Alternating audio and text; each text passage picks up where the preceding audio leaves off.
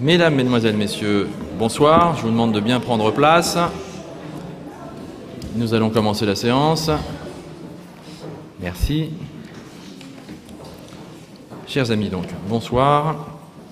Avant de débuter notre ordre du jour, je vous invite tous ensemble à respecter une minute de silence, un instant de recueillement en mémoire des victimes du crash de l'Airbus qui a eu lieu la nuit dernière.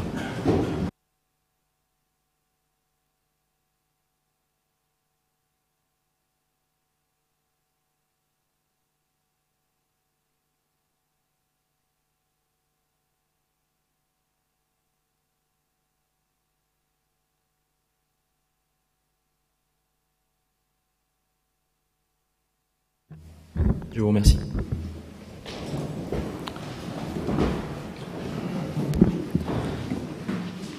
La séance est donc ouverte. Nous allons procéder en premier lieu à la nomination du secrétaire de séance et à l'appel nominal. En l'absence de Basile Fagnier, si vous en êtes d'accord, nous proposons la nomination d'Alexandre Brugère pour assurer cette fonction. Tout le monde est d'accord? Oui, merci. Et donc j'invite M. Brugère à procéder à l'appel nominal. C'est la première fois, mais je pense que... Je ne suis pas certain. Pas certain, déjà eu une autre fois déjà, oui, donc vous êtes aguerri en la matière, oui. Je vais essayer de ne pas riper et d'être à la hauteur de la réputation de M. Fagnier. Alors, M. Manuel Ashliman. Présent. M. André Mancipose. Madame Angelina Bourdier-Charef. M. Thierry Racine. Madame Josiane Fischer. M. Thomas Lam.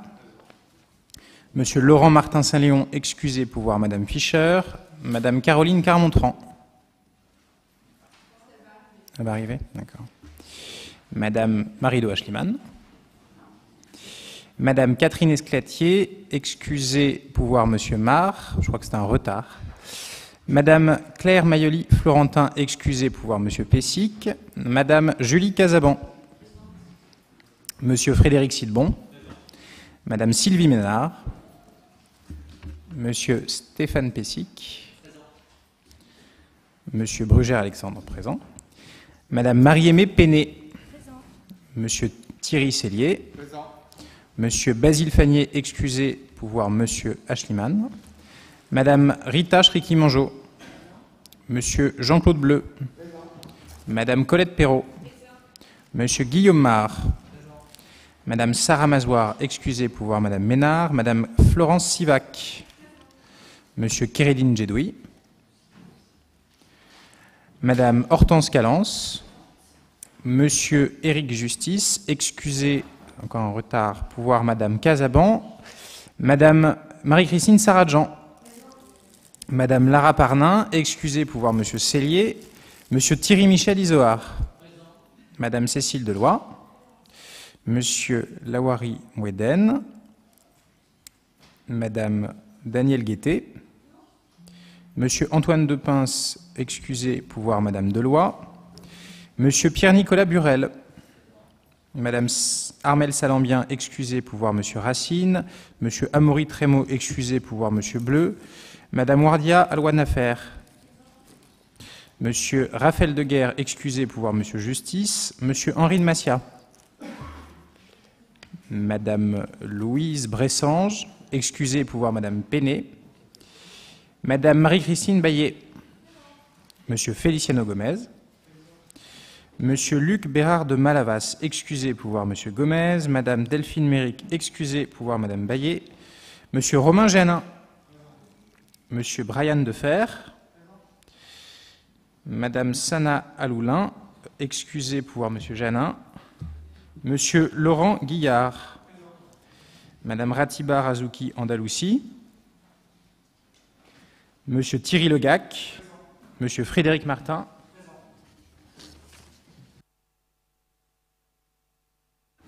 Donc le quorum est atteint. Merci, Monsieur Brugère. Nous allons maintenant avancer sur le point de l'ordre du jour suivant, à savoir l'approbation du procès-verbal de la séance du Conseil municipal du 24 mars 2016. Vous avez tous été destinataires du projet de procès-verbal. Nous n'avons pas reçu de demande de rectification.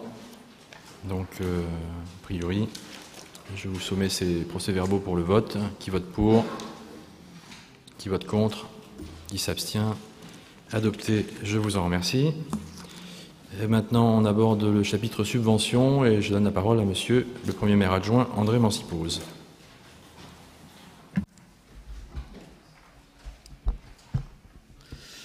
Merci monsieur le maire, bonsoir mes chers collègues, bonsoir à tous. Le premier point dans ce chapitre subvention concerne le contrat de développement qu'il vous est demandé d'approuver pour que le maire puisse le signer donc avec le président du département des Hauts-de-Seine. Ce contrat de développement porte sur deux aspects, les investissements et le fonctionnement. Sur les investissements, le département nous accompagnera notamment pour la reconstruction, la démolition et reconstruction de la halle du marché de la place des Victoires et l'aménagement de l'espace, de ce qu'on appelle l'espace public de la place de l'église derrière, pour un montant de 4,5 millions d'euros. Et en fonctionnement, à la fois sur les structures municipales d'accueil à la petite enfance, les activités culturelles, sportives, la coordination gérontologique, les relais d'assistance maternelle, les actions de prévention et aussi la politique de la ville. Il nous accompagnera pour un total sur les 3 ans de 4 511 883 euros, sachant que par année, la contribution du département en fonctionnement est plafonnée pour la politique de la ville à 153 800 euros et à 1 350 161 euros pour l'ensemble des autres actions. Donc il est proposé au Conseil d'approuver, d'autoriser la signature de ce contrat du département ville par le maire ou l'adjoint qui le représenterait avec le président du département des Hauts-de-Seine. Ça, c'est pour la première des subventions. Ensuite, nous vous demandons d'approuver que la ville poursuive son soutien financier à l'école de la deuxième chance par le versement d'une subvention de 13 293 euros pour 2016. Et donc, il nous est demandé d'autoriser ce versement de cette participation financière à la signature de la convention annuelle par monsieur le maire. Et puis, je peux enchaîner. Non, j'enchaîne pas tout de suite puisque sur la subvention de la mission locale, certaines personnes ne peuvent pas voter, donc on va commencer par les deux premières. Merci. Sur ces points évoqués par M. Mancipose, est-ce que vous avez des interventions, des questions? Madame Baillet.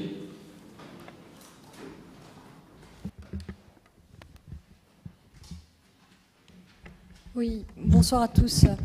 Alors simplement, effectivement, se féliciter que ce contrat existe, puisque ça nous permettra d'avoir des financements sur les investissements, ce qui est une bonne chose.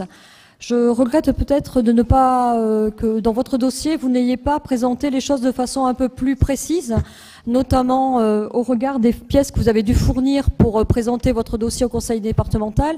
Je vois qu'il y a, vous aviez pour obligation de fournir des pièces très précises, notamment sur le plan en matière du marché, de la reconstruction du marché, de la démolition, notamment aussi sur l'aménagement de la place de l'église. Donc il me semble qu'il aurait été bien que vous puissiez nous fournir ces pièces-là pour qu'on se rende compte un peu de la situation, puisque c'est des choses qu'on vous a demandé d'ores et déjà. Nous avions eu un point financier sur l'opération du marché, mais pas un plan précis de la mise en œuvre, même si je sais que le jury de concours n'est pas encore passé. Mais j'imagine quand même que vous avez fourni des éléments assez importants qui auraient été bien d'indexer à ce dossier. Et de la même façon, sur les projets de fonctionnement, moi je reste un peu sur ma faim sur les financements. Il y a des choses, bon voilà, j'ai bien compris que forcément, ça irait dans le bon sens d'avoir des soutiens sur un certain nombre d'opérations culturelles et sportives, mais en même temps, il n'y a pas énormément de détails sur ces questions-là. Voilà. Et puis, d'autre part, aussi dire que effectivement, si la subvention est aussi importante, c'est qu'elle est calculée en fonction aussi des investissements qui ont été faits lors de notre mandat. Donc, voilà, ça veut dire que heureusement que nous avons réussi à faire un certain nombre d'investissements pour que votre l'aide du département soit importante aujourd'hui.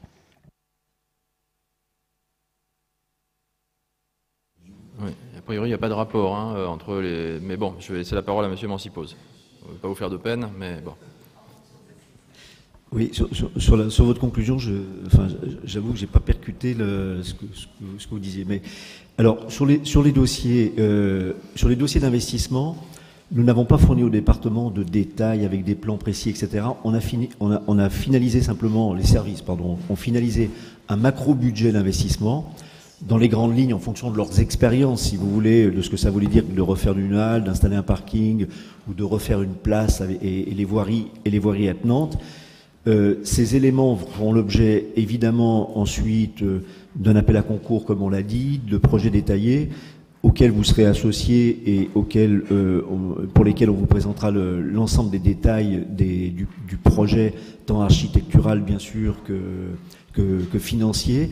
Mais au moment de la conclusion de ce contrat avec Monsieur le Président du département des Hauts-de-Seine, il nous a été demandé simplement un macro-budget de financement, c'est uniquement ce qu'ont fait les services. Donc il n'y a pas de détails de réalisation, à quoi va ressembler la place, comment va être la halle, tout ça c'est à construire.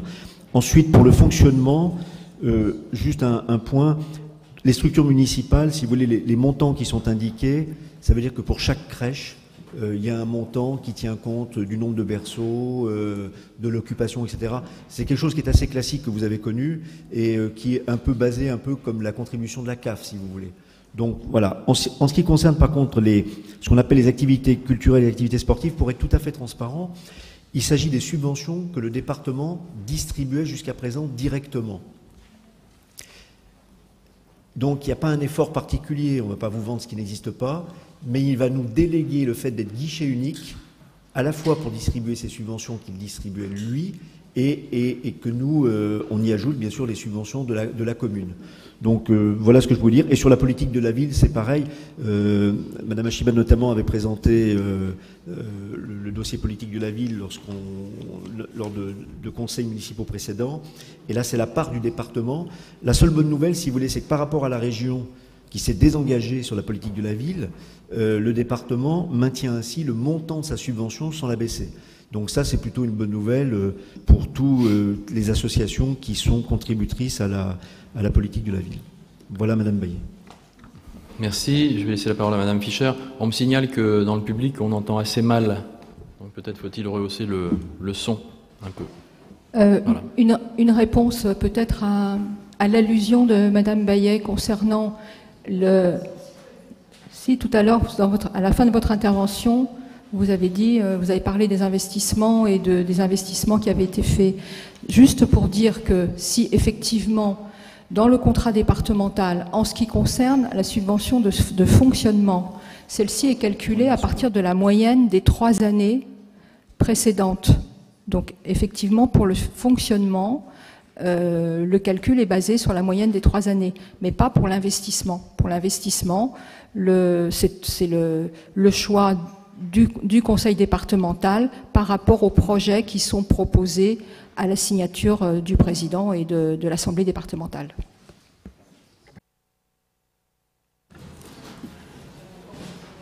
Madame Andalouci. Bonsoir, excusez-moi pour mon retard. Alors, je voulais intervenir sur ce point. Donc, tout d'abord, on se réjouit que la ville ait obtenu de la part du Conseil départemental des Hauts-de-Seine des subventions sur 3 ans, 2016 à 2018, de 4,5 millions d'euros en investissement et 4,5 en fonctionnement. Pour le budget de fonctionnement, la somme donnée par le Conseil départemental va bénéficier en grande partie aux structures municipales d'accueil de la petite enfance, ce qui va permettre de réduire de manière significative l'impact négatif de la baisse de la DGF. Sur les 3 années prochaines, les aides, au lieu de venir de l'État, vont venir du département. Pour le budget d'investissement, la somme octroyée par le Conseil départemental va être investie intégralement dans le projet de démolition et reconstruction du marché avec création d'un parking de 80 places et aménagement de l'espace public, place de l'église. Comme nous l'avons déjà dénoncé au moment du DOB et au cours du vote du budget, en nous opposant à ce projet, nous ne comprenons pas du tout la motivation du conseil municipal à engager près de 11 millions pour un projet dont l'intérêt pour les Alignérois n'est pas visible et qui surtout ne présente aucun caractère prioritaire. En effet, dans une période difficile pour les finances de la ville, pourquoi un tel projet? Quelle est la valeur ajoutée pour les Agnérois? Il y a en effet, en plein centre-ville, déjà un parking municipal et des travaux d'embellissement qui ont déjà été menés récemment, place du marché. De plus, il y a bien d'autres dépenses à réaliser de manière prioritaire. Pourquoi n'avoir pas pensé à la construction de structures municipales d'accueil de la petite enfance quand on pense aux difficultés qu'ont les familles à trouver des systèmes de garde à Asnières? Pourquoi n'avoir pas pensé aux travaux d'entretien, de rénovation et d'amélioration des bâtiments publics, administratifs et écoles, dont l'entretien est laissé à désirer depuis déjà 15 ans? C'est pour cela que je ne comprends pas, en tout cas, votre volonté d'engager des travaux du marché et des abords de l'église. Il y a beaucoup de plaintes sur le fait d'avoir moins d'argent, mais vous décidez d'engager des travaux qui vont gréver les finances de la ville de près de 7 millions et qui n'ont, pour ma part, aucune utilité véritable. Merci. Merci. Je vais laisser Stéphane Pézic, André Mancipo, Josiane Fischer vous répondre sur le fond. Simplement, puisque j'étais présent évidemment à cette réunion avec le président du conseil départemental, ce que le conseil départemental soutient sont des projets entre guillemets, en tout cas c'est ce que veut le président Devedjian, homogènes et visibles. Voilà. Donc on avait fait plein de propositions diverses et variées, y compris sur de l'entretien du patrimoine, les écoles, des extensions d'écoles, enfin plein de choses. Hein. On était venu avec toute notre liste, et c'est lui qui ensuite a fait quelque part son marché en disant ça non, ça non, ça non, ça oui, parce que c'est effectivement homogène, global, visible, et lui veut, et c'est compréhensible, hein, que les fonds du conseil départemental soit entre guillemets traçable par la population quand plutôt que de saupoudrer sur des choses, il veut que ça soit voilà, quelque chose de particulier, et donc c'est effectivement pour ça qu'il s'est arrêté sur ces sujets-là, ni plus ni moins, qui pour autant sont évidemment utiles à la ville. Je vais laisser la parole à Stéphane peut-être, puis André, enfin qui veut la prendre sur ces sujets-là, mais c'est évidemment aussi des sujets qui sont utiles. Ça ne veut pas dire qu'on ne fait pas le reste, mais ça veut dire que sur ces sujets-là, utiles, on sera aidé par le conseil départemental. Et ça veut dire que le reste, on le fera avec nos propres moyens. Voilà, c'est pas ça à la place d'autre chose, c'est des aides du conseil départemental sur ce sujet-là, ce qui nous permettra de ne pas utiliser autant de fonds municipaux sur ce sujet-là pour pouvoir les mettre sur les autres sujets que vous avez évoqués. Monsieur Pézic. Monsieur le maire, merci mes chers collègues. Alors, pour juste répondre et pour apporter un éclairage sur la question des marchés, notamment la halle des Victoires, tout le monde s'accordera à dire que cette halle, elle est ancienne, elle a vécu. Aujourd'hui, les commerçants y travaillent dans des conditions assez difficiles. Les riverains, lorsqu'ils marchent dans la rue, combien de fois, il suffit d'aller à leur rencontre, d'aller se promener dans le marché pour voir le nombre de fois où je suis interpellé parce que voilà, les commerçants sont mal installés, ils ont du mal à mettre leurs étals. Les riverains peuvent parfois tomber, ils rentrent dans la halle, elle est il y a les portes qui s'ouvrent, l'hiver il fait froid, elle est absolument pas aménagée, donc je pense que c'est pour le coup une vraie réponse à la fois aux riverains et pour le travail des commerçants. Donc je pense que là-dessus, j'ai pas beaucoup à développer, si ce n'est que ça me paraît d'une telle évidence que je m'étonne un peu de la question, mais je veux bien l'entendre. Et puis sur la question du parking, je laisserai peut-être Josiane Fischer répondre, mais là encore, moi aussi je vais poser une question. Pourquoi lorsqu'il y a eu une opération de la Banque de France, il n'a pas été imposé, je n'avais pas l'historique, mais pourquoi il n'a pas été imposé aux promoteurs privés à l'époque de faire un parking public? Parce que finalement, la question du stationnement est un vrai sujet dans le centre-ville. Il est un problème pour les commerçants, il est un problème pour les habitants. Donc je pense que la réalisation d'un parking à cet endroit-là n'est pas incompatible, au contraire. Voilà. Merci. Merci, Madame Fischer. Alors, outre la situation précise de la halle qui est en mauvais état, les conditions de confort dont vient de parler Monsieur Pézic, il y a aussi la volonté de dynamiser du point de vue commercial cette partie de la ville, au-delà, je dirais, au sud de l'hôtel de ville, avec une offre commerciale pérenne sur la rue en face du Monoprix, donc ça fera partie du projet, c'est un des éléments du projet. C'est le travail de modification de la place de l'église dont nous parlons depuis très longtemps pour permettre aussi de recréer une place sympathique, pour avoir une terrasse. Il y a déjà une terrasse, mais pour qu'elle soit plus agréable, parce qu'aujourd'hui c'est un va-et-vient de voitures, alors qu'on pourrait avoir un endroit tout à fait agréable et qui serait bénéfique également au développement de l'activité commerciale dans cette partie de la ville. Voilà. Et comme l'a dit Monsieur le maire, a été proposé au président de Védjian un ensemble d'opérations et il a souhaité concentrer la subvention du conseil départemental sur cette opération. Madame Andalousi.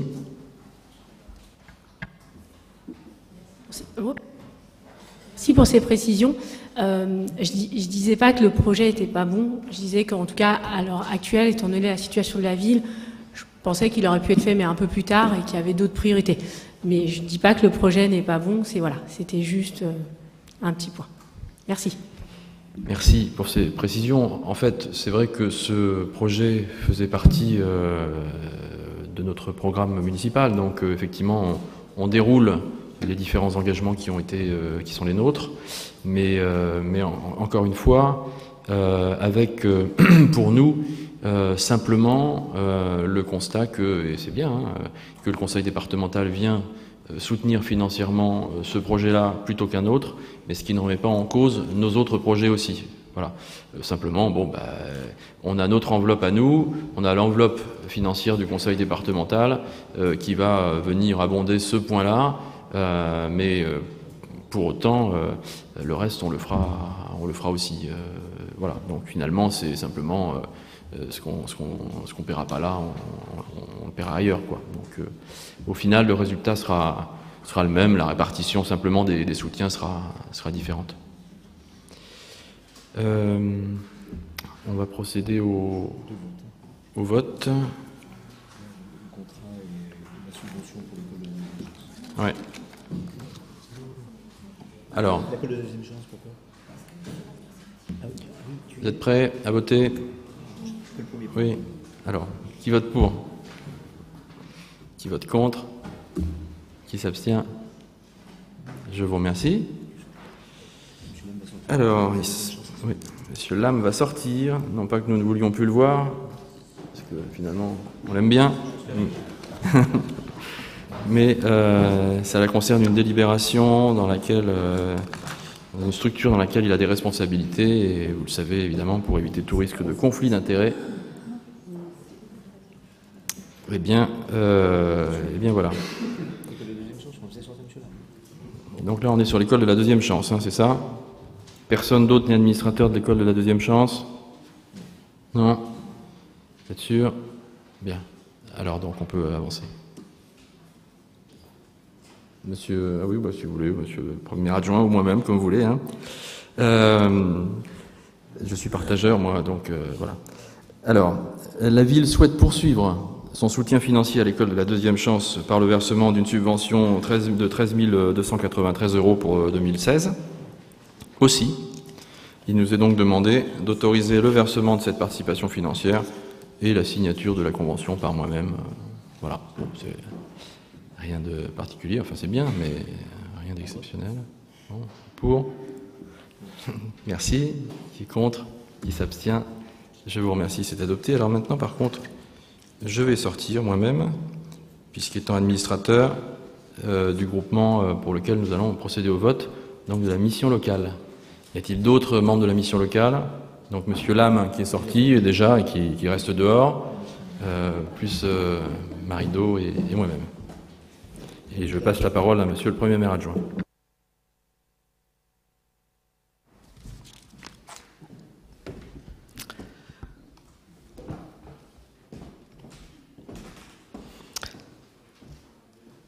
Bien, sur la mission locale, comme beaucoup d'entre vous le savent, on intervient donc dans le champ de l'insertion sociale et professionnelle, notamment et essentiellement pour les jeunes demandeurs d'emploi, qui habitent à la fois la commune d'Asnières, mais aussi Villeneuve-la-Garenne, puisqu'il y avait un partenariat qui était conclu entre les deux communes.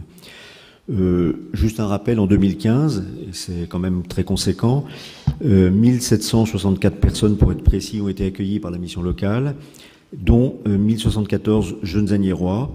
596 ont été orientés vers un emploi ou une formation. Donc il y a un travail de proximité très important pour ces populations. La mission locale va poursuivre ses actions, elle a poursuivi aussi ses actions antérieures. Elle a mis en place en 2015 un nouveau dispositif qui s'appelait la garantie jeune, qui était destiné aux jeunes de 18-25 ans, qui étaient les plus éloignés de l'emploi. Et donc, pour toutes ces raisons, la ville souhaite poursuivre son soutien à la mission locale dans son fonctionnement courant. Par contre, dans une première version, il était indiqué un montant de soutien de 210 000 euros. En fait, c'est une erreur matérielle que nous avons rectifiée. Il y avait eu un cumul de 2 lignes. Alors, la rectification n'est pas énorme, mais il faut quand même la faire. C'est pas 210 000, mais 197 000 euros, le montant qui vous est proposé de voter en subvention, et ainsi de modifier la décision qui en découle du conseil municipal. Pour votre information, notre partenaire, la ville de Villeneuve-la-Garenne, maintient aussi sa subvention égale à celle de l'an dernier sur la mission locale. Voilà. Donc, avant de voter, y a-t-il des questions sur ce sujet ? Madame Baillet, je vous en prie. Oui, j'aurais voulu profiter de ce point à l'ordre du jour, d'une part pour avoir une situation un peu sur la situation en matière de nombre de chômeurs sur la ville, si vous avez quelques chiffres à nous présenter, notamment ceux qui sont ciblés par la mission locale. Et puis d'autre part, bien évidemment aussi revenir sur la situation, vous interroger de nouveau sur la situation de la régie de quartier, puisqu'on parle emploi, hein, là il s'agit d'emploi d'insertion, comme vous le savez. La situation est assez compliquée depuis un certain temps. Nous y sommes revenus régulièrement dans ce conseil. Lors du dernier Agnières Info, vous avez fait état d'un appel à candidature pour recruter des vacataires sur les emplois de point école, de surveillant école. Donc, bien évidemment, les personnels et nous-mêmes sommes inquiets de ce recrutement. Est-ce à dire que vous allez définitivement rompre le contrat avec la régie de quartier? Ça veut dire que, pour le coup, il s'agit là de mettre en danger une structure d'insertion et d'accompagnement social qui joue toute son importance sur, notamment en matière de lutte contre le chômage et de réinsertion professionnelle. Et puis d'autre part, je suis pour ma part assez inquiète de me dire que les personnels de la régie de quartier qui sont employés sur les points d'école puissent être remplacés par des vacataires qui auront pour le coup un contrat encore plus précaire avec quelques heures par jour. Et on connaît la difficulté de recruter des gens de qualité sur des temps de travail si restreints et si précaires. On la connaît parce qu'on a cette situation sur la restauration scolaire. Hein, on l'a connue lors de notre mandat et vous la connaissez aussi. Dès lors que du personnel vient sur un temps très court en milieu de journée ou sur des horaires en début ou en fin de journée, comme sera le cas pour les points d'école, on a du mal à fidéliser les gens. Et pour le coup, là, je m'inquiète sur la fiabilité et sur l'accueil de sécure qu'on pourra offrir aux parents d'élèves et aux enfants qui fréquentent nos écoles à Agnières. Je vous remercie. Allez-y, Madame Andalousie, je vais essayer de répondre globalement. J'avais également quelques questions sur la maison de l'emploi. Je voulais savoir quelle était la situation actuelle de la maison de l'emploi, c'est-à-dire combien il y avait d'agents, et également si un forum de l'emploi va avoir lieu en 2016. Merci. Alors, il y a deux questions précises qui ont été posées auxquelles moi je n'ai pas les réponses directes, c'est-à-dire l'effectif précis de la maison de l'emploi. Moi je ne l'ai pas en tête, mais on va le demander à mes collègues dès qu'ils vont revenir. Et Madame Baillet me demandait quel était le taux de chômage. Alors évidemment, c'est des chiffres qui nous sont communiqués, mais Monsieur Lame, qui s'occupe de l'emploi, je pense qu'il pourra vous le communiquer. Si ce n'est aujourd'hui, on vous le fera passer. Alors, sur la régie de quartier, donc je vous rappelle que effectivement c'est un marché public auquel ils avaient répondu en 2014 et qui peut être renouvelé ou pas à chaque échéance. Très récemment, vous le savez sans doute, hein, nous nous sommes rendus place Levaux, on en a profité pour discuter tant avec les personnels de la régie de quartier que ses dirigeants. Dans les prochains jours, on sera amené à décider de ce qu'on fait ou pas sur la prolongation du marché. Par contre, ce que je ne peux pas vous laisser dire, c'est qu'il y aurait un problème de sécurisation. Quelle que soit la solution qui sera retenue au total, et quels que soient les personnels qui figureront pour faire cette sécurité des points écoles, cette sécurisation des points écoles, elle sera totale. Les gens que nous, un peu comme on l'a fait pour les 8 points écoles qui sont gérés aujourd'hui par des ASVP, les personnels qui seront sur ces points écoles apporteront une garantie d'être professionnalisés pour faire ce travail très correctement. Ensuite, concernant le devenir même de la régie de quartier, nous, on n'est pas gestionnaire de fait de la régie de quartier. Je veux dire, elle s'auto-administre, c'est une association qui est autonome. Et quant à son bon équilibre de gestion, je rappelle simplement que sur la période 2013-2014, elle a fait l'objet d'un accompagnement du dispositif local d'accompagnement du département, car elle était dans une difficulté financière importante, pour des raisons que moi je ne connais pas très bien, mais qui avaient amené ce dispositif-là. Donc elle a été mise formellement ensuite au plan statutaire en redressement judiciaire et en accompagnement de redressement judiciaire. C'est un élément de fragilité, mais qui la concerne. Je veux dire, pour nous, la régie de quartier fait partie des prestataires de services auxquels la mairie a signé un contrat de marché public en 2014. Pour l'instant, on est dans l'exécution de ce contrat. Va-t-il être renouvelé pour la dernière année ? C'est en discussion.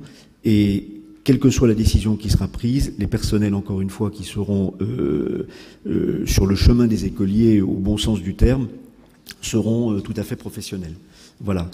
On me donne une information complémentaire. Donc la maison de l'emploi, c'est un effectif de 3 personnes. Voilà. Je n'avais pas l'information, je viens de l'avoir, je vous la donne. Par contre, pour le taux de chômage, je l'ai vraiment pas, et on demandera à Monsieur Lam. Voilà. Est-ce qu'il est possible simplement maintenant qu'on passe au vote de la subvention? Ah oui, Monsieur Gianin, je vous en prie. Ou Madame Baillet, enfin... Merci. Bon, on va peut-être se compléter. C'était simplement pour poser 2 questions. L'une déjà abordée par Madame sur le forum éventuel pour l'emploi, et la seconde sur le nombre de personnes suivies par la maison de l'emploi. Parce qu'on a bien noté qu'il y avait 3 agents, mais combien d'Agnérois sont suivis par cette maison, s'il vous plaît?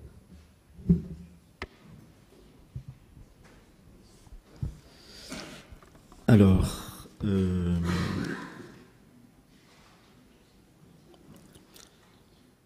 forum de l'emploi, je pense qu'en fait, oui, enfin, je ne connais pas les modalités, si vous voulez, techniques dans lesquelles ça va se passer, mais c'est quelque chose qui va prendre une certaine forme, mais qui est quelque chose qui va perdurer. Enfin, on va pas... D'accord, ça aura lieu au printemps, comme d'habitude. Voilà, j'ai pas le détail, mais quand Thomas va rentrer, il pourra apporter une précision là-dessus, sur la façon dont il voit les choses sur le forum de l'emploi. Ensuite, juste quelques éléments d'information complémentaires. Hein. On a... eu 4592 entretiens individuels dans cette activité qui ont été réalisés sur l'année 2015. Voilà. Et ce qui est important, c'est que 596 Agnérois ont accédé dans l'année à un emploi ou à une formation suite à ces différents entretiens d'accompagnement et suite aussi aux entretiens qu'ils ont en collectif parfois parce qu'ils travaillent en groupe, donc 596. Ceci hisse la mission locale au 3e rang en termes de placement à l'emploi-formation sur les 12 missions locales des Hauts-de-Seine, en termes de volume. Ensuite, il y a un dispositif qui s'appelle Civis, qui est un accompagnement renforcé, qui est financé par l'État pour vraiment les publics les plus fragilisés. Et là, vous avez 96 Agnérois qui ont bénéficié de cet accompagnement. Et sur ces 96, c'est heureux, 44 ont été concrétisés en emploi durable. Voilà. Enfin, il y a eu 98 jeunes agnérois qui ont été adressés par le Pôle emploi à la mission locale et qui ont été accompagnés dans le cadre du dispositif qui s'appelle le projet personnalisé d'accès à l'emploi, dont un certain nombre, effectivement, ont pu rebondir avec un emploi pérenne. Au total, en 2015, 431 personnes sont présentées aux 31 sessions de recrutement organisées par la mission locale avec des partenaires de différentes entreprises. Et voilà pour les chiffres essentiels que je peux vous donner. Monsieur Manskipos, excusez-moi, mais ma question portait aussi sur la maison de l'emploi. Alors peut-être que vous ne les avez pas, simplement éventuellement me donner une fourchette, si vous l'avez. Non, moi je l'ai pas, honnêtement. Je dirais une bêtise de mémoire, donc on va attendre que Thomas rentre. Vous pouvez nous l'envoyer? Oui, puis même que Thomas vous la donne, il n'y a pas de souci. Okay, voilà. Madame Baillet voulait dire quelque chose d'autre? Non, mais simplement tout à l'heure, lorsque je parlais des vacataires que vous recruteriez pour ce point, pour remplacer le personnel de la régie de quartier, je m'inquiétais sur le fait que de recruter, il ne s'agissait pas de dire que vous alliez volontairement recruter des gens incompétents, bien évidemment, il ne s'agit pas de ça, mais simplement faire le constat que nous faisons tous et que vous faites et qu'on a fait, que lorsqu'on embauche des vacataires sur des temps très court, en milieu de journée ou sur quelques heures dans une journée, on n'arrive pas à fidéliser le personnel. Là, nous avons aujourd'hui du personnel fidélisé. Quand il n'est pas là, il est remplacé parce qu'il est aussi, il y a un coordonnateur qui gère ça. Ils font un travail de médiation parce qu'ils sont du quartier, ils connaissent la population. Vous ne pourrez pas, même si vous recrutez des super vacataires, vous n'aurez pas immédiatement c'est la qualité de cet encadrement-là. Faut le reconnaître. Voilà. Donc vous considérez que le travail fait par les points écoles est trop cher. Hein, c'est un peu le message que vous passez sur le Asnières Info. Simplement, là, on a une qualité qui est reconnue par tous les parents d'élèves et et par tout le monde. Je trouve dommage de défaire quelque chose qui fonctionne pour aller vers un fonctionnement qui sera beaucoup plus fragile. Voilà. Vous pourrez les former. On voit bien, on l'a vu régulièrement sur la restauration scolaire. C'est typiquement ça sera le même problème. On aura du mal à fidéliser des gens formés et des gens qualifiés et qui seront là régulièrement. On aura des soucis. Voilà. Mais moi, je vous prends. On en reparlera, c'est sûr. Hein, on en reparlera. Vous verrez, les parents n'auront pas la même qualité de service qu'on a aujourd'hui. Voilà, c'est tout ce que je voulais dire. Bon, c'est votre point de vue et je dirais que il est normal que vous l'exprimiez. D'autres communes ont fait comme cela. Moi, je fais une grande confiance à la capacité de notre encadrement et à nos services pour faire en sorte que ça fonctionne bien. Mais vous avez la liberté de dire avant et de faire un message d'alerte avant, mais je pense qu'à l'arrivée, la qualité de service sera au rendez-vous. Est-ce qu'on peut passer au vote, s'il vous plaît, pour cette subvention de 197 000 €? Est-ce que des personnes s'abstiennent? Est-ce que des personnes votent contre? Est-ce que tout le monde vote pour? Je vous remercie beaucoup et je pense que Monsieur le maire, Monsieur Lame peuvent regagner l'enceinte. Sinon, je vais passer au chapitre suivant. Alors, en attendant le retour de Monsieur le maire, donc c'est Monsieur Brugère qui va intervenir sur la délégation de service public.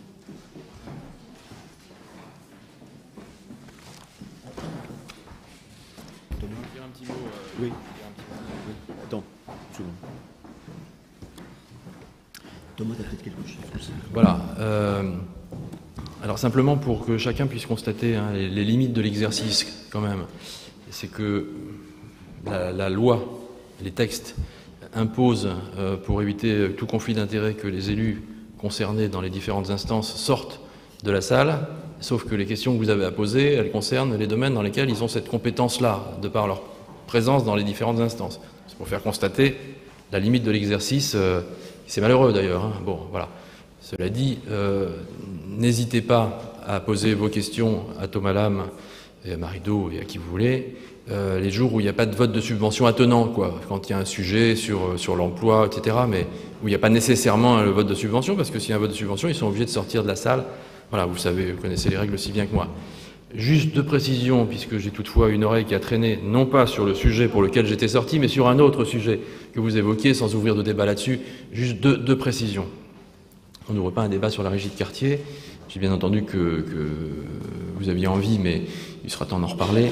Mais 2 précisions qui ont leur importance, et je le dis puisque ça vous a peut-être échappé. La première, Madame Bayet, j'ai bien entendu l'insistance que vous aviez à ce sujet. Je vous rappelle de façon très expresse et très claire que ça n'est pas une subvention à une association, cette histoire-là, que c'est un marché public, voilà, et qu'on ne peut pas presser, personne ne peut presser une instance communale à choisir telle ou telle structure en matière de marché public. Un marché public, il y a une commission qui se réunit, qui travaille sur un cahier des charges, et puis la commission, elle va décider en fonction du projet, du prix, enfin voilà, selon les critères. Mais voilà, c'est une mise en garde amicale, et que ceux qui nous pressent pour diverses raisons sur ce sujet-là à conserver coûte que coûte la régie de quartier, je ne me prononce pas sur le fond, je dis simplement, encore une fois, qu'il s'agit d'un marché public avec toutes ses règles et qu'on ne peut pas interpeller une collectivité publique en lui enjoignant de choisir telle ou telle structure dans le cadre d'un marché public. Ça, c'est le premier point. Le deuxième point, c'est que, mais on en reparlera, nous considérons, et moi le premier, qu'il est important dans un quartier d'avoir une structure d'insertion. Ça n'est pas le débat pour moi, mais ce qui m'importe, c'est qu'on puisse aussi discuter de l'utilisation des fonds publics dans une structure d'insertion, c'est-à-dire y compris sur les questions relatives au salaire, à l'utilisation qui est faite des fonds, à la nécessité pour une structure d'insertion de ne pas se reposer sur un seul gros client, mais de multiplier sur différents clients pour ne pas être à la rue si on perd le gros client, et puis aussi de voir de quelle manière, cependant, il est possible de ne pas renouveler dans une structure d'insertion des salaires, en tout cas pour certains, du type de ce qu'on peut trouver dans le privé. Voilà. Parce que je pense que, pour moi, l'argent d'une structure d'insertion doit avant tout être redistribué à ceux qui en ont le plus besoin, à savoir ceux qui sont en insertion. Voilà. Donc c'est important aussi pour nous de prendre ces éléments en compte, et je pense que ça peut se partager. Alors, on va passer au point suivant. Donc maintenant, Monsieur Brugère, vous avez la parole. Merci Monsieur le maire, mes chers collègues. La concession signée en octobre 2010 pour l'enlèvement et la mise en fourrière des véhicules en infraction ou accidentés sur le territoire de la ville d'Asnières est arrivée à son terme et la précédente procédure de passation a fait l'objet d'une annulation. Aussi, il nous appartient ce soir d'approuver le principe d'une procédure de délégation de service public pour l'enlèvement et la mise en fourrière des véhicules en infraction ou accidentés, afin de confier cette prestation à une société spécialisée et agréée qui assurera en toute sécurité l'enlèvement des véhicules. En effet, comme vous le savez, la ville ne dispose pas des moyens matériels et humains pour assurer ce service. Il nous appartient également d'autoriser Monsieur le maire à lancer une procédure de publicité pour cette DSP et à signer les documents nécessaires à la mise en œuvre du projet. Le service sera à nouveau délégué pour une durée qui est une durée de 5 ans. Le conseil municipal sera ultérieurement amené à se prononcer sur le choix du délégataire pour le contrat de concession. Dans l'attente de ce nouveau contrat de concession, nous devons autoriser sur la conclusion d'une convention provisoire. Il est proposé de désigner la SNCDR comme délégataire temporaire afin d'assurer la poursuite de la gestion du service public d'enlèvement et de mise en fourrière des véhicules en infraction ou accidentés. Je vous remercie. Merci, Monsieur Brugère. Y a-t-il des questions sur le sujet? Madame Andalusi. Oui. Alors, en fait, moi, je ne comprends pas bien la procédure. Sur le document, vous évoquiez que le dossier de consultation ne contenait pas suffisamment d'informations sur les caractéristiques quantitatives des prestations que devra assurer le délégataire. Donc, je ne comprends pas bien. C'est le besoin qui n'a pas été correctement estimé. Est-ce que les agents ou des juristes ou des agents de la ville s'occupent de ces marchés? Voilà, j'aimerais bien avoir un peu plus d'informations, s'il vous plaît. Merci. Monsieur le Premier maire adjoint. Alors évidemment, c'est les agents de la ville et les services du marché public qui s'occupent de ce dossier. En fait, recitons les choses très tranquillement. Hein, l'opérateur qui nous a assigné avait déjà assigné la municipalité précédente lors de la dernière attribution. Bon, les informations avaient été données. Il semble, le juge a considéré qu'il manquait un ou deux chiffres. Bon. On n'est pas allé au contentieux complémentaire je dirais en instance d'appel parce que ça aurait pris trop de temps alors que c'est un service qui doit être rendu à la ville et on va relancer évidemment un appel d'offres de DSP. Le fameux point complémentaire en plus que le juge a considéré comme important, il est public parce que quand on fait les commissions de délégation de services publics et qu'on fait les comptes rendus annuels, tout est public et tout ça est publié. Bon. Mais néanmoins, il eût fallu que ce soit formellement écrit dans le fameux cahier des charges qui avait été établi pour la première consultation. Il manquait juste ça. C'est vraiment un élément technique, mais bon, le juge en a fait un cas d'espèce. Et donc, on va se conformer à ce jugement. On fait ce qu'on appelle un marché transitoire de prolongation. On refait un appel d'offres. Il y aura une commission qui va statuer très, très tranquillement et tout ça en respect pur et dur de la loi des marchés publics, parce qu'on tient vraiment à être dans les clous et qu'il n'y ait pas de souci. Voilà.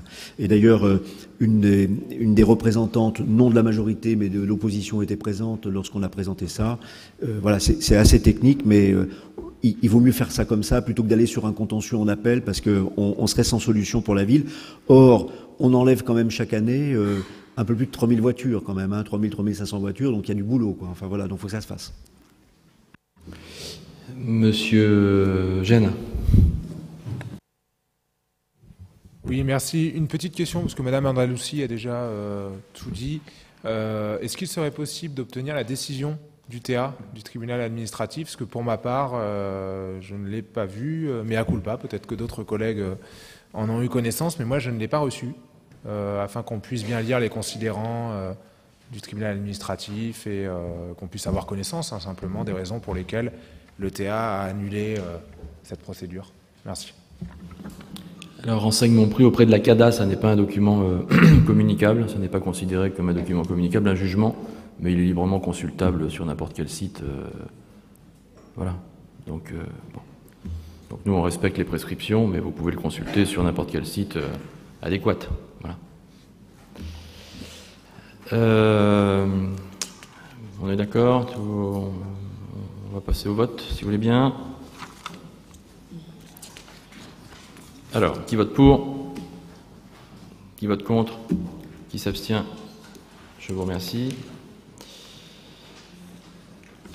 Le point suivant de l'ordre du jour concerne le patrimoine et je laisse la parole à Monsieur Sellier.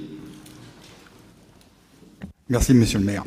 Chers collègues, lors de notre dernière séance, nous avons désigné les membres du jury de concours pour la démolition-reconstruction de la halle du marché de la place des Victoires et la création d'un parking de 80 places environ.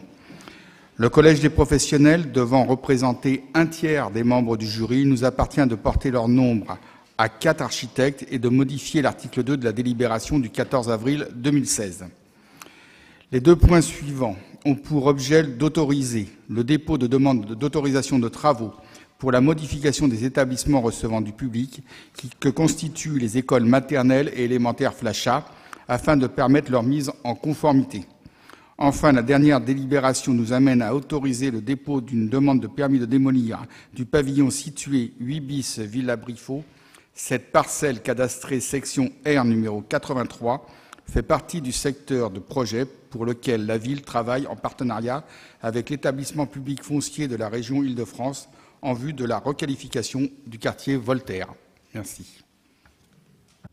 Merci, Monsieur Sellier. Y a-t-il des questions là-dessus? Pas de questions.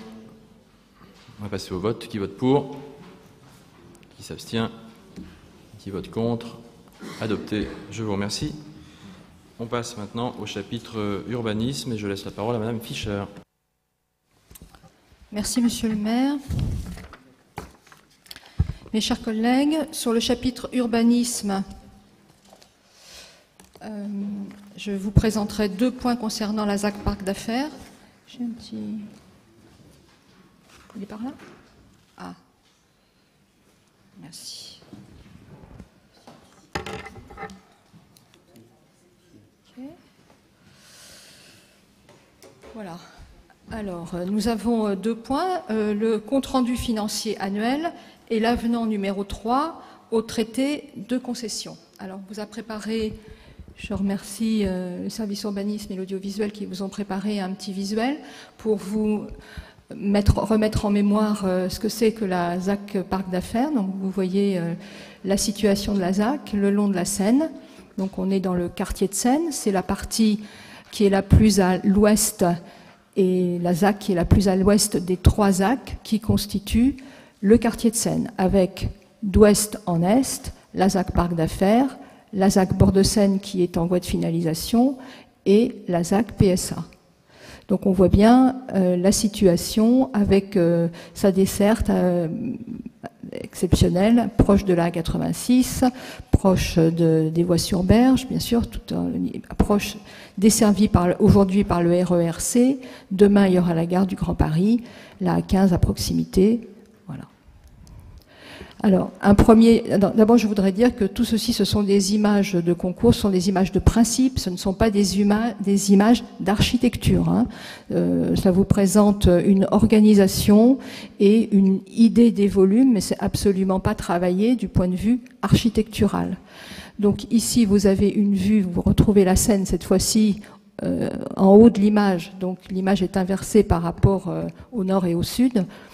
Le sud étant en haut de l'image, et vous voyez la ZAC Parc d'Affaires avec l'avenue des Grésillons en bas de l'image. Les premiers lots A3, A4 sur lesquels nous travaillons et qui seront commercialisés, qui vous sont présentés. On voit aussi un petit peu, mais on va le voir mieux, l'espace vert. Voilà, donc... on a encore renversé l'image. Hein. Donc vous voyez ici comment s'organisent les constructions autour d'un grand espace vert important, avec des lots sur lesquels nous avons déjà défini certains équipements publics, comme le lot B9, où sera installée l'école, où sera installée une école de 12 classes. En haut, vous voyez mentionner lot A3, A4, qui est le macro-lot où sera construit un centre commercial et un parking public, plus du parking du centre commercial. Ici, une vue de concours hein, du parc public. Et là, une vue de la rue commerçante, avec des commerces en rez-de-chaussée et des logements en étage. Voilà, encore une vue. Avec là, on voit bien le principe des émergences. Vous avez vu sur les images tout à l'heure, on avait plutôt vous voyez plutôt clairement des constructions de nos hauteurs plus traditionnelles. Et là, vous voyez que sur certains points, il y a des bâtiments plus hauts qu'on appelle des émergences, qui permettent de libérer plus d'espace au sol pour avoir des espaces publics et des espaces verts plus importants. Voilà. Alors, donc le premier point consiste pour nous à approuver le compte-rendu financier annuel. Nous avons désigné la SEM 92 comme aménageur de la ZAC Parc d'Affaires et un traité de concession a été signé le 7 août 2012. Le compte-rendu financier annuel retrace les principaux événements liés à la concession d'aménagement qui se sont déroulés au cours de l'année 2015. Il appartient à la ville, en qualité d'autorité concédante, d'approuver ce compte-rendu financier annuel chaque année. Le bilan de l'opération s'établit à 158 452 000 € TTC fin 2015. Les recettes de l'opération sont constituées principalement des recettes de charges foncières pour 128 111 000 € TTC, des participations des constructeurs payées par les promoteurs à la ville puis reversés par celle-ci au concessionnaire pour un montant de 23 020 000 euros TTC, d'une participation d'équilibre de la ville issue du fonds de compensation de TVA d'un montant de 4 millions d'euros et de diverses subventions pour un montant de 1 589 000 euros TTC. Deuxième point sur ce chapitre urbanisme, nous devons approuver la délibération concernant la signature de l'avenant numéro 3 au traité de concession de cette même ZAC Parc d'Affaires. Le dossier de réalisation et le programme des équipements publics de la ZAC ont été approuvés par délibération du Conseil municipal le 28 mars 2013. L'avancement du projet à ce jour modifie le calendrier de reversement des participations des constructeurs à la SEM 92. En effet, le promoteur FRG devait verser une participation de 3 863 000 euros en 2015 à l'obtention des permis de construire des lots A1 et A2 de la ZAC. Or, le promoteur FRG n'a pas encore réglé ses participations et le calendrier de reversement par la ville à la SEM est donc modifié. Par conséquent, plusieurs dispositions du traité de concession et de ses annexes doivent être modifiées par la voie d'un avenant numéro 3. Je continue sur le chapitre Habitat.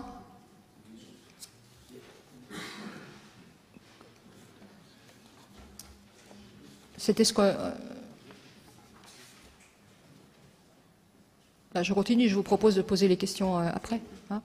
Donc sur le chapitre, je vous présente aussi les points du chapitre Habitat. 2 points pour ce chapitre Habitat. Une garantie d'emprunt accordée à la société Efidis et le bilan triennal du PLH, donc sur les années 2011 à 2013.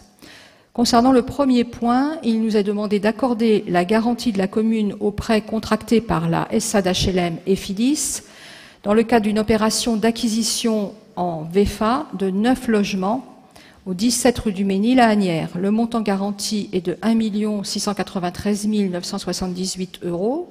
En contrepartie, la ville sera réservataire de 2 logements, soit 20% des logements. Le second point concerne le bilan triennal du programme local de l'habitat pour la période 2011-2013. Je vous rappelle que le PLH est obligatoire pour les communes de plus de 20 000 habitants, non membres d'un EPCI, comme c'était le cas de la ville d'Asnières en 2010. Ce programme comprend un diagnostic sur le fonctionnement du marché du logement, sur les conditions d'habitat, un document d'orientation et des fiches actions détaillées.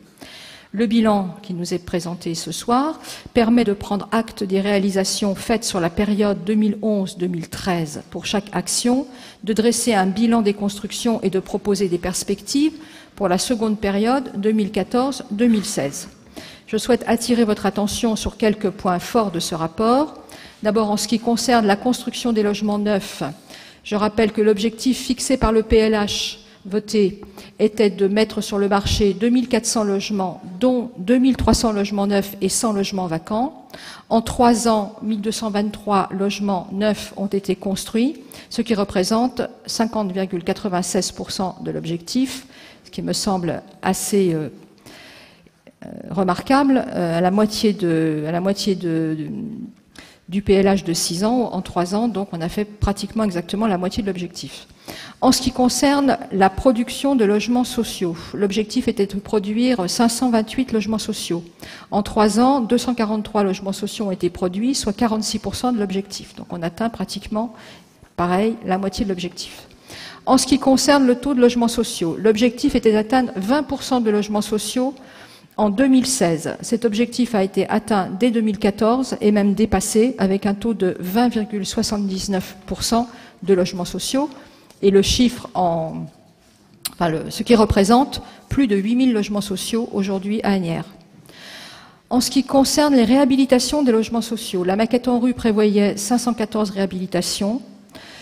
465 logements supplémentaires ont pu être inscrits dans l'avenant de sortie de la maquette en rue. Grâce à la bonne gestion financière, puisque c'est avec des financements qui n'avaient pas été utilisés, des économies qui avaient été faites qu'on a pu financer plus de réhabilitation, et 834 logements supplémentaires à la demande de la ville ont été réhabilités sur les fonds propres des bailleurs. Au total, ce sont donc 1813 logements sociaux qui ont pu être réhabilités. Je tiens sincèrement et fortement à saluer le travail des agents du service urbanisme. Sans leur implication constante, ce résultat n'aurait pas pu être obtenu. Mes chers collègues, il nous est demandé ce soir d'adopter le plan triennal du PLH pour la période 2011-2013. Et je suis à votre disposition pour les questions.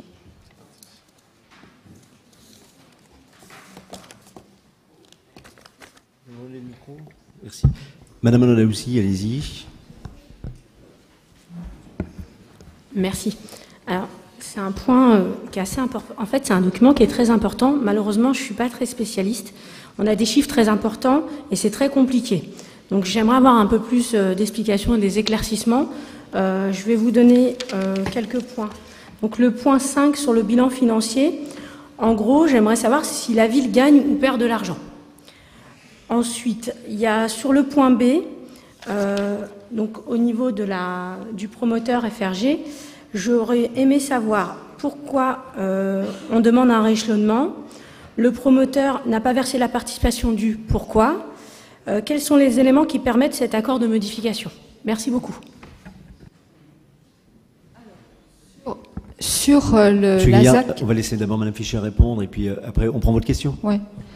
Sur la ZAC Parc d'Affaires, donc l'objectif de l'attribution qui a été faite à un groupement de promoteurs était justement de sécuriser financièrement la ZAC. Voilà, donc la ville ne gagne pas et ne perd pas, mais elle est sécurisée dans le risque que pouvait représenter la ZAC.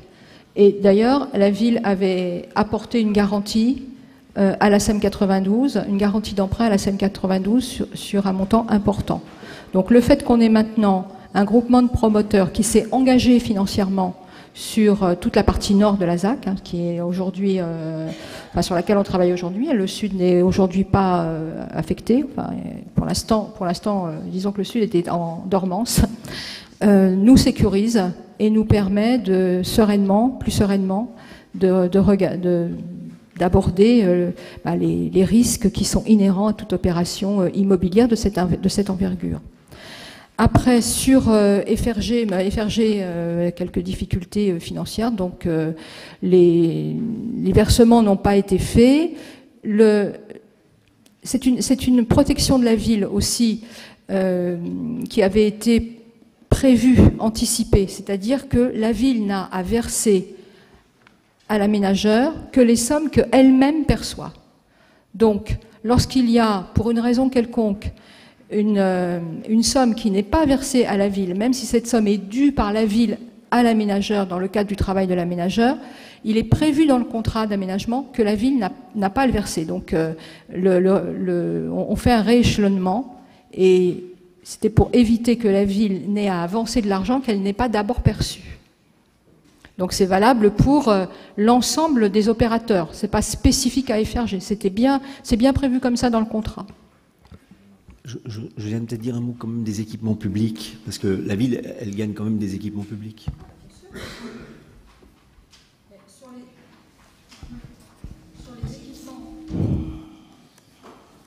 Alors, sur les équipements publics, il n'y a pas de... Le changement concerne l'agrandissement de l'école. Il était prévu plutôt une école de 8 classes. Aujourd'hui, c'est une école de 12 classes qui est prévue, qui est inscrite.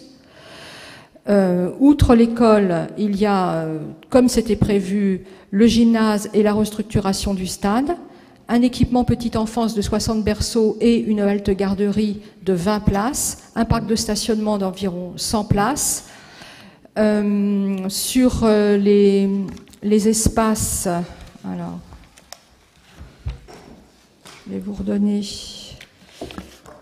voilà, les espaces publics sont prévus 6 000 m² de parc urbain, 6 300 m² pour le jardin des sports. En fait, c'est un grand espace vert divisé en deux parties, dont le total fera 14 300 m², le total de 6 000 plus 6 300. Des mailles pour 7 000 m² qui seront en partie verts, 3 000 m² de place publique. Cela représente 45% de l'emprise de la ZAC. 45% de l'emprise de la ZAC seront donc en espace public, soit espace vert, soit espace de circulation, ou espace sportif. Voilà. Monsieur Guillard, je pense. Ouais. Merci, bonsoir à tous, mes chers collègues. Je vais intervenir sur le bilan triennal 2011-2013 du programme local de l'habitat.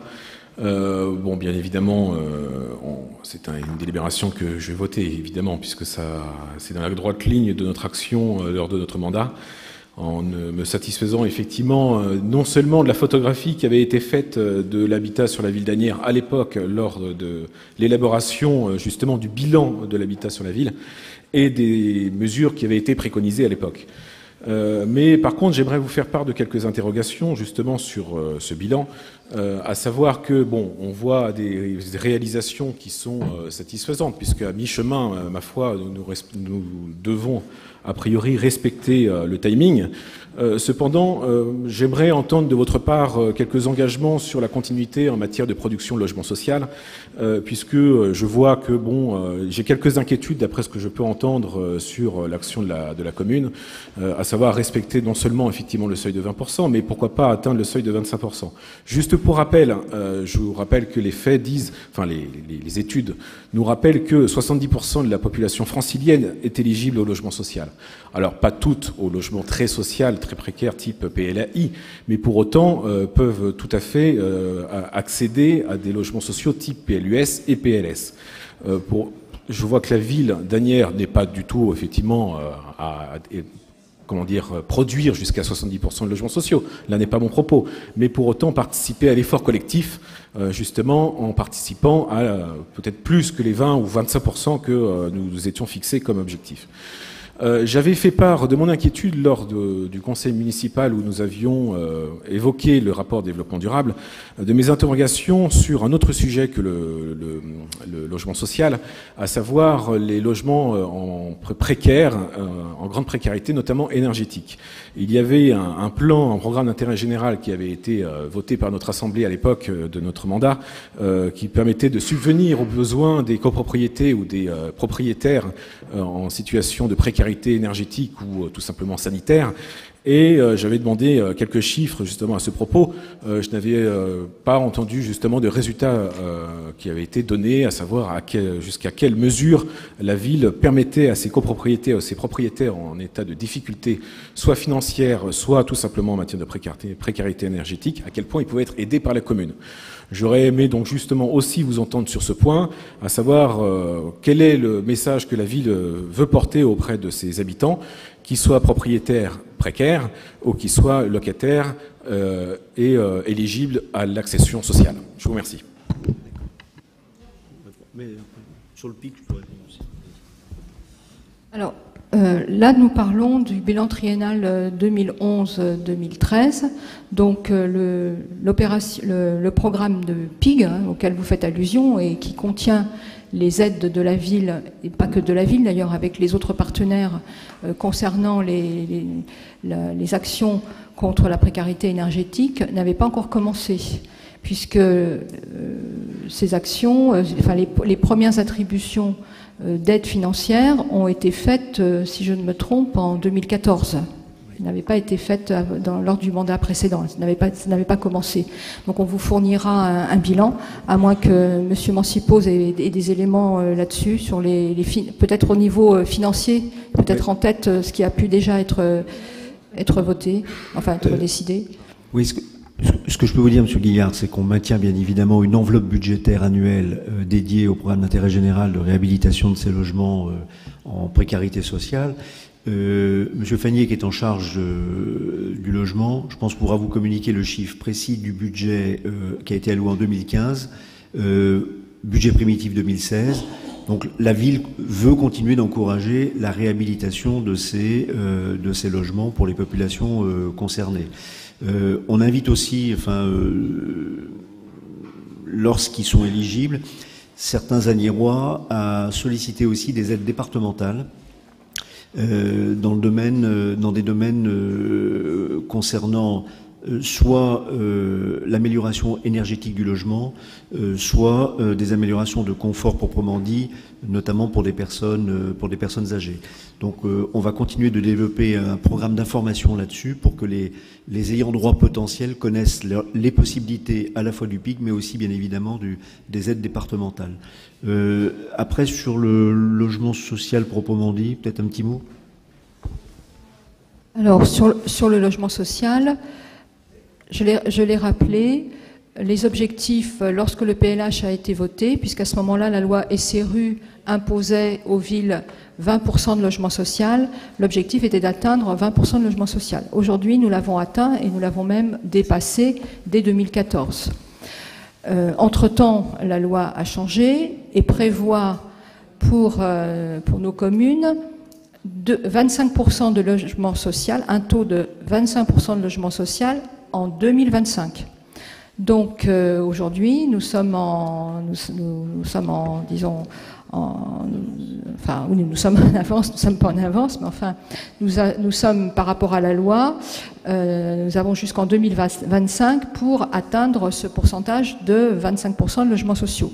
Nous maintenons 25% de logements sociaux dans l'ensemble des AC, dans un certain nombre d'opérations programmées qui sont inscrites au PLU, et sur le logement en diffus, enfin sur les constructions en diffus, nous regardons pour des implantations de logement social. Voilà, en ce qui concerne le logement social. Je rappelle quand même que la ville d'Asnières, qui certes n'atteint pas aujourd'hui, par rapport à la définition SRU du logement social, n'atteint pas les 25%, mais si on considère l'ensemble des logements qui sont gérés par les bailleurs, c'est ce qu'on appelle le PLS, c'est un dénombrement que fait également l'État, nous sommes à 26% de logements gérés par les bailleurs, parce que tous les logements ne correspondent pas à la définition SRU. Voilà. Mais simplement pour dire que la ville d'Asnières a toujours, et depuis très longtemps, prend sa part de la charge, ou en tout cas de l'accueil plutôt, je choisis mieux mon mot, prend sa part de l'accueil des populations modestes, comme ça a toujours été son cas. Je vais ajouter un point, puis je vous donne la parole, Madame Bayet, Monsieur Jeannin. Josiane Fischer ainsi que le service de l'urbanisme aussi organisent très régulièrement des rencontres avec les bailleurs pour réinsister sur leurs propres obligations d'amélioration de l'état de leur parc. Parce qu'il y a quand même, là-dessus, il y a des efforts sérieux à faire dans certaines, entre guillemets, cités ou certains bâtiments où les bailleurs doivent vraiment faire des efforts pour que la population qui y habite ne se sente pas ni oubliée ni écartée. En regard, en plus, des efforts qui ont été faits notamment grâce à l'ANRU. Et il y a des comparatifs qui se font, et donc il y a des rencontres assez intenses à l'heure actuelle avec les directions générales des bailleurs sociaux pour leur rappeler leurs obligations aussi d'entretien du parc, parce qu'il y a l'extension du parc, mais il y a aussi l'entretien du parc qui est très important pour les gens qui y habitent, qui y habitent depuis très longtemps. Voilà. Et je voudrais dire que j'ai rappelé tout à l'heure l'importance des logements sociaux, du nombre de logements sociaux qui ont pu être réhabilités, aussi bien dans le cadre de la maquette en rue que de, je dirais, l'extension de cette maquette, ou bien hors maquette en rue. Ça a été c'est un travail, parce que je considère qu'il ne suffit pas de construire des nouveaux logements sociaux, il faut aussi faire très attention, enfin s'attacher à ce que les habitants qui sont dans du logement social ancien et le parc social d'Asnières comprend une part importante de logements sociaux anciens, qui ont certes des loyers faibles, mais ce n'est pas une raison pour que ces personnes-là ne bénéficient pas des réhabilitations, des mises aux normes et des améliorations de confort qui se traduisent aussi par une diminution des charges. Donc pour ces familles, c'est extrêmement important, et je suis très acharnée sur les bailleurs pour qu'ils réalisent ces réhabilitations. À ce sujet, nous avons beaucoup de difficultés avec Paris Habitat, qui, malgré les engagements pris, n'a toujours pas commencé les travaux de réhabilitation de la Cité Jardin. Et là, on attend pratiquement, enfin, un peu plus de 500 réhabilitation, ça concerne plus de 500 logements sur l'ensemble des logements. Il y en a un certain nombre qui avaient déjà été, quelques-uns qui avaient déjà été faits, mais donc on attend vraiment, on a beaucoup de mal d'avoir des réponses satisfaisantes, mais je dois dire même qu'on n'a pas de réponse de Paris Habitat. Voilà, s'il y a d'autres questions. Monsieur Jeannin, Madame Baillet, vous vouliez poser 2 questions, je crois.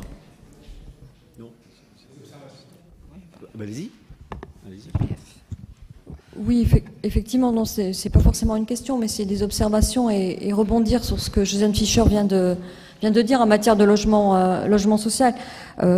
Effectivement, on peut se féliciter de ce qui a été fait lors de notre mandat, puisque les opérations qui avaient été faites, toute opération comportait un nombre de logements sociaux important. Mais je voulais quand même préciser, je crois que vous l'avez pas oublié, que lors du dernier conseil territorial, vous avez modifié le PLU en matière de mixité sociale et que, hélas, je crains que désormais, avec les préconisations que vous avez prises, que vous nous avez, nous, informés, mais ça a été voté en conseil de territoire, la production de logements sociaux va être de moins en moins importante, puisque vous avez carrément inversé la donne, et notamment sur un certain nombre d'opérations nouvelles et les opérations en centre-ville et autour du métro notamment, et toutes les opérations prochaines. La donne par rapport au logement social a été inversée, donc il faut quand même pas l'oublier. Donc fort heureusement que nous avons atteint le pourcentage que Josiane Fischer vient d'annoncer de 48%, parce que c'est pas maintenant que nous allons augmenter ce pourcentage.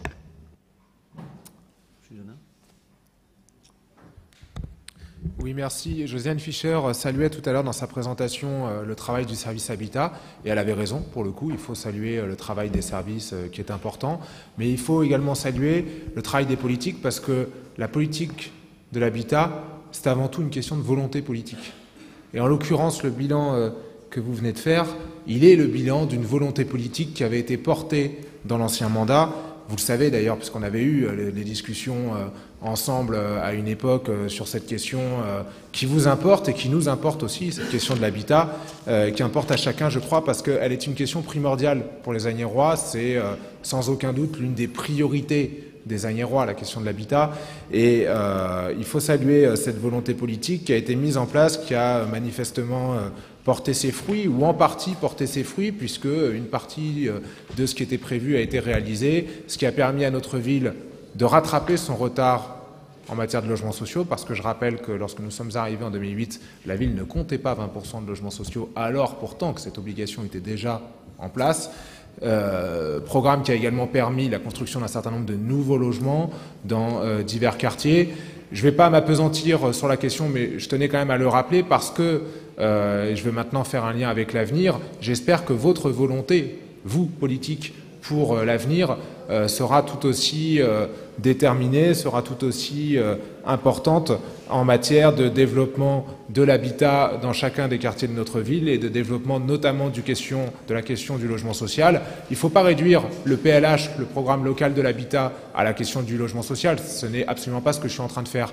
Mais ça reste néanmoins au sein de ce PLH une question importante parce que, vous le savez, il y a plusieurs milliers de demandeurs de logements sociaux sur la ville, parce que on a des quartiers qui comportent plus de 50% de logements sociaux, en tout cas concentrés dans certains quartiers ou certains sous-quartiers, je ne sais pas comment les appeler de nos villes. Par sous-quartier, j'entends membres d'un quartier, attention, quand d'autres quartiers ou d'autres parcelles de notre territoire communal comportent très peu de logements sociaux. Donc je tiens à le rappeler, je tiens également à rappeler qu'aujourd'hui l'obligation est d'atteindre 25% de logements sociaux, et j'espère qu'effectivement vous aurez pour l'avenir la volonté d'aller dans le sens du développement de l'habitat, du développement du logement social, avec les contraintes qu'a énoncées Josiane Fischer, avec raison d'ailleurs sur certaines moi j'étais d'accord avec une partie de votre intervention, par exemple sur les obligations des bailleurs auxquelles il faut veiller, parce que, je le dis, il est intolérable de constater aujourd'hui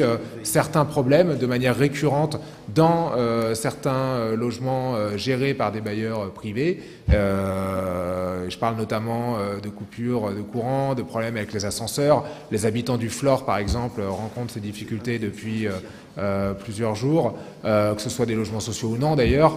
Mais je tiens pour le coup à aller dans votre sens sur l'action des bailleurs privés, parce qu'elle est importante et la ville effectivement a un rôle important à jouer pour inciter ces bailleurs à prendre toutes leurs responsabilités, quels qu'ils soient, parce qu'après chacun peut avoir ses préférences ou ses moutons noirs. Pour les coups, je les prends dans leur ensemble.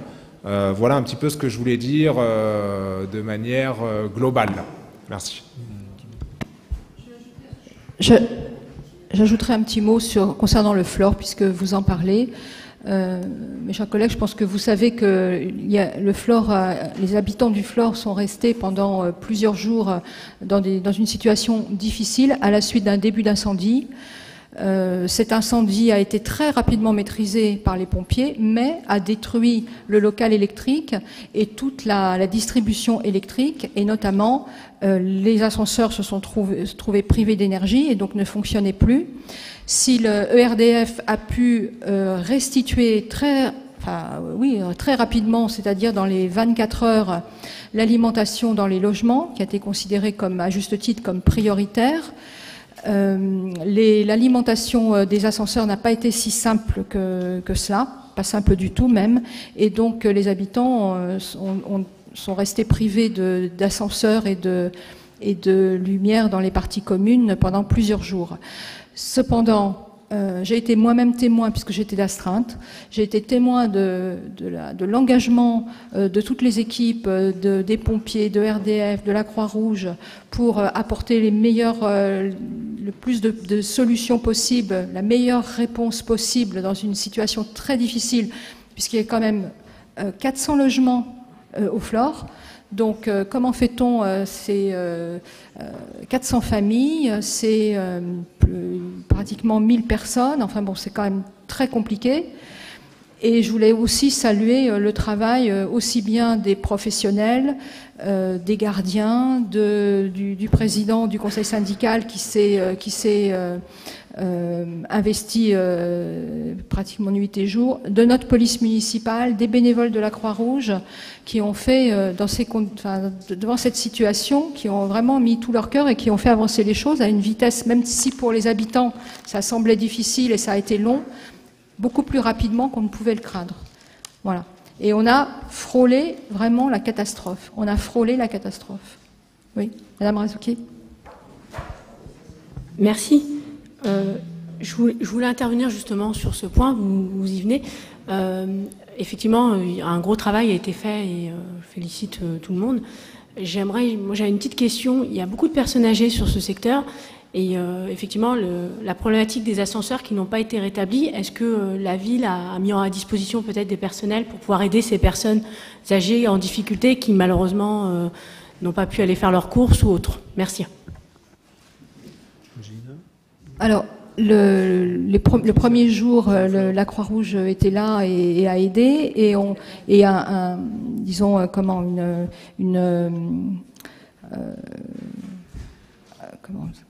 les personnes, les gens ensemble ont mis en place les réseaux de solidarité en fait se sont mis en place de façon à ce que les personnes ne soient pas laissées seules et qu'il puisse y avoir, c'est surtout à ça qu'on s'est attaché, à s'assurer qu'il y avait des solutions et que personne n'était en très grande difficulté.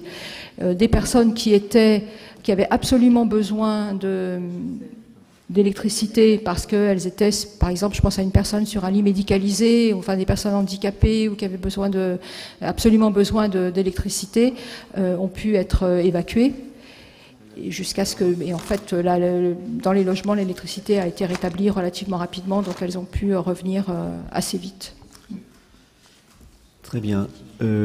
Donc nous avons deux points à voter, le point de l'urbanisme avec le bilan qui vous a été présenté et puis l'avenant, et puis ensuite l'habitat. Donc sur le chapitre urbanisme, qui s'abstient, qui vote contre, qui vote pour? Je vous en remercie. Sur le chapitre Habitat, donc il y a à la fois la garantie accordée à la SAHLM Affidis pour la construction de 9 logements, avec en contrepartie l'attribution à la ville de 2 logements, et puis la présentation du plan du point de passage triennal du programme local de l'habitat. Donc là-dessus, même question, qui s'abstient, qui vote contre et qui vote pour? Je vous en remercie tous. Monsieur le maire.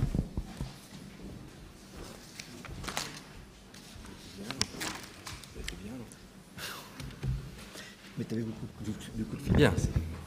Alors, le point suivant de l'ordre du jour concerne les décisions qui ont été prises en vertu du Code des collectivités territoriales. Voilà, les articles habituels 2122-22 et 2122-23, comme à chaque conseil. Y a-t-il des questions particulières là-dessus? Il n'y en a pas. Donc, je vous en remercie. Pas de questions orales ce soir. Félicitations. Ah, oh non, Madame Baillet, vous levez la main. Vous avez un regret? Non, vous avez un regret? Non, vous n'avez pas de regret, vous n'avez pas de questions orales. Bon, Madame Baillet, vous avez la parole. Non, alors j'ai vraiment le sentiment de me répéter, mais je vais m'adresser à nouveau à Monsieur Lame, qui s'était engagé haut et fort à nous envoyer les invitations sur les diverses manifestations par mail, et on les reçoit toujours pas, on les reçoit toujours en retard. Je veux pour exemple les 50 ans du conservatoire. On l'a reçu le lendemain. Voilà. Donc, je trouve ça juste pas acceptable, Monsieur Lame. Si vous savez pas comment faire, on peut vous montrer. Mais justement. voilà. Donc, en plus, je suis inquiet pour vous parce que j'ai l'impression que vous n'habitez 50 ans et un jour. C'était donc 50 ans et un jour. Je suis inquiet pour vous. J'ai l'impression que vous n'habitez plus à Asnières puisque il aurait fallu modifier les 50 ans du conservatoire. Ah, pardon, excuse-moi. Non, je faisais de l'humour, mais c'est pas grave. Comme ça ne fait rire que moi et Caroline Carmentran. Bon. Thomas, oui, parce que dans le Asnières Info du mois de mai, on en avait parlé. Dans le Asnières Info du mois d'avant aussi, ça a été relayé sur les réseaux sociaux, sur le Facebook de la ville, sur le Twitter. Voilà, l'invitation papier, bon, je veux bien vous l'envoyer, enfin je veux bien vous envoyer un SMS, mais à un moment donné...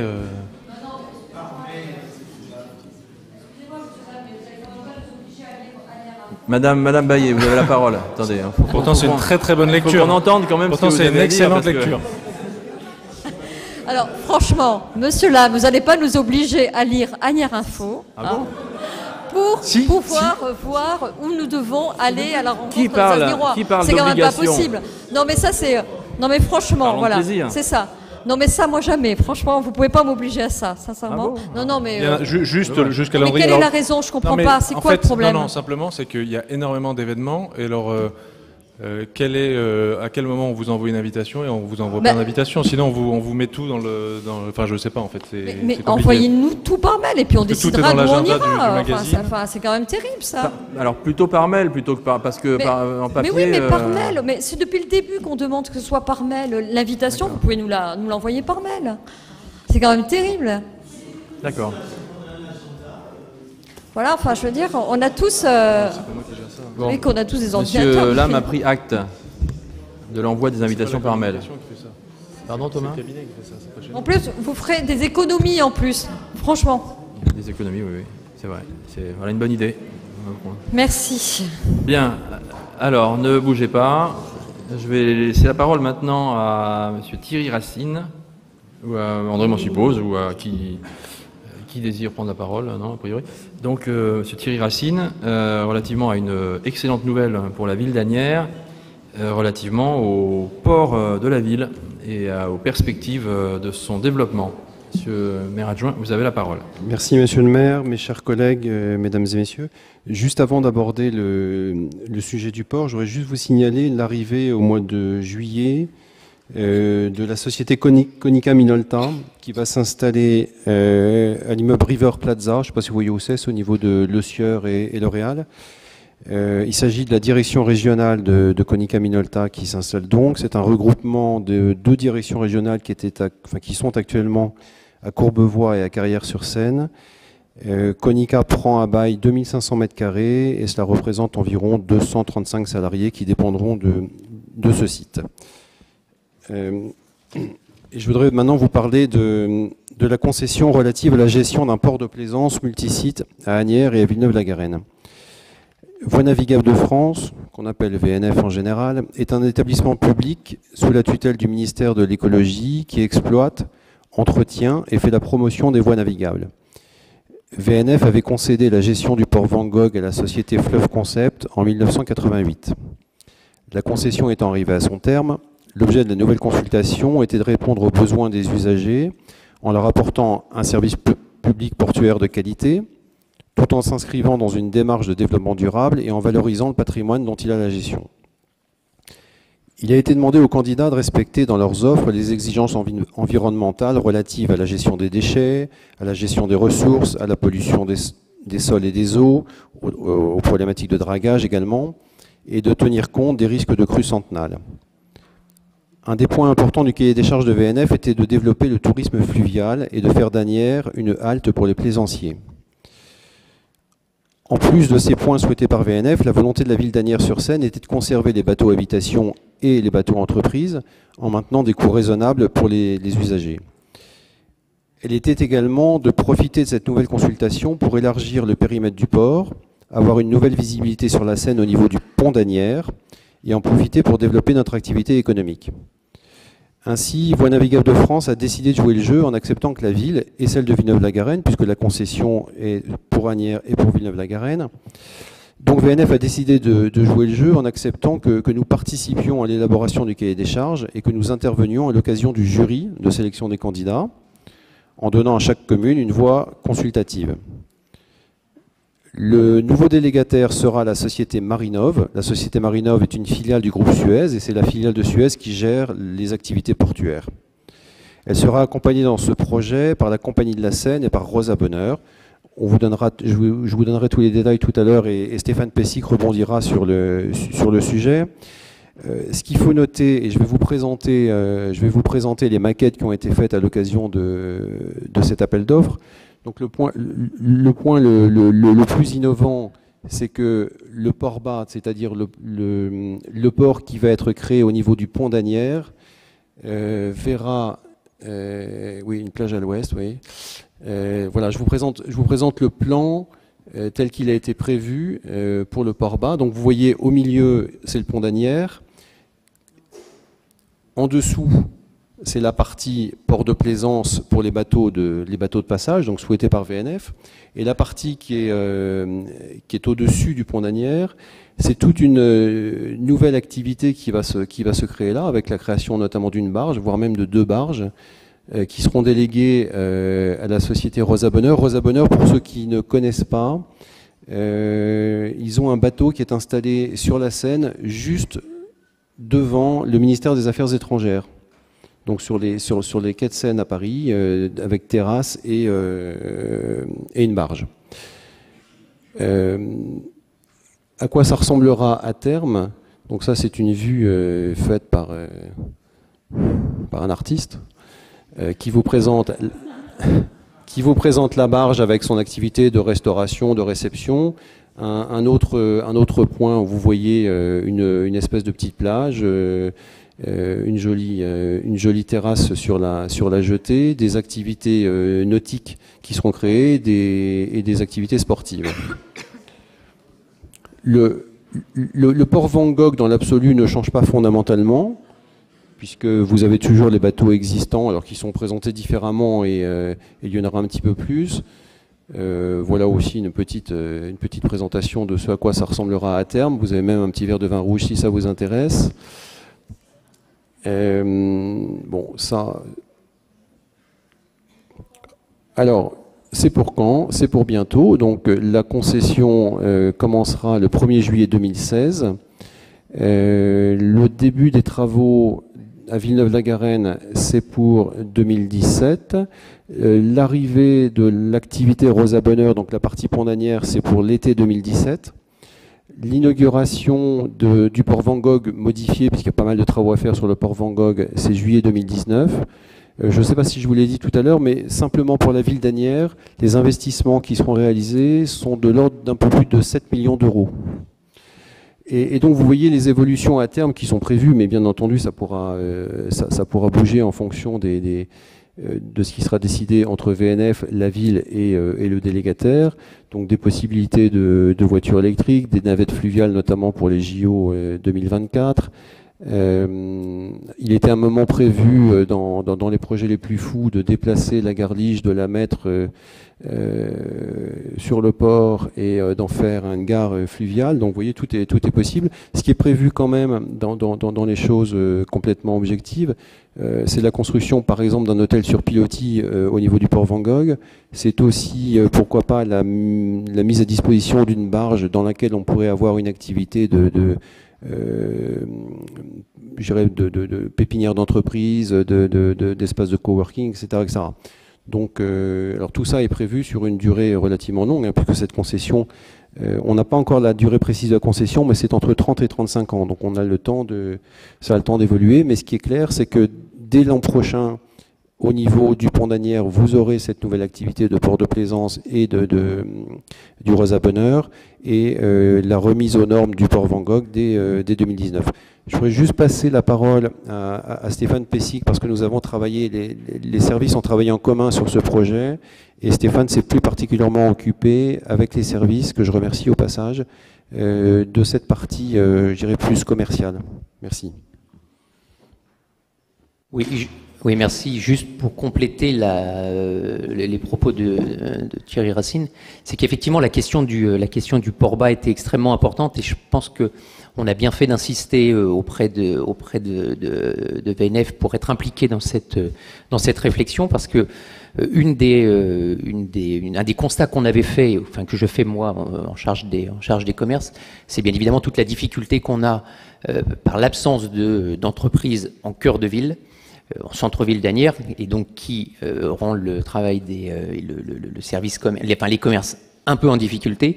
L'idée était de faire que l'on puisse, d'un point de vue stratégique, essayer de capter les salariés qui sont aujourd'hui côté Levallois, de l'autre côté du pont d'Asnières, en les incitant à traverser le pont et à venir du côté d'Asnières.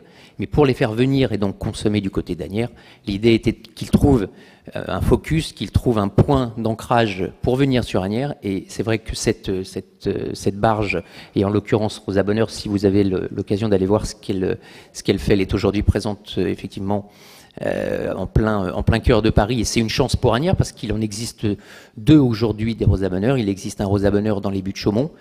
Il existe le Rosa Bonheur dans Paris, donc au pont Alexandre III. Il y aura donc un Rosa Bonheur à Asnières, ce qui est quand même assez exceptionnel. Il faut savoir que c'est une structure qui dynamise le quartier au cœur de Paris. Donc Asnières bénéficiera demain, pourra être comparé à Paris de ce point de vue-là. Voilà, c'est tout ce que je voulais rajouter.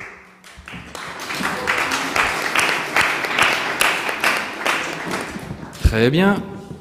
Bon, écoutez, alors on n'a plus de points à l'ordre du jour. Hein. Il semblerait que ce soit fini. Bon, on finit tôt pour une fois, mais enfin, voilà. Chacun peut donc vaquer à ses occupations. Le 23 juin, c'est le prochain conseil municipal, donc le 23 juin. Hein, voilà, et notamment avec le vote du compte administratif. Passez une bonne soirée. Merci. Et merci au service audiovisuel pour avoir retransmis ce conseil municipal.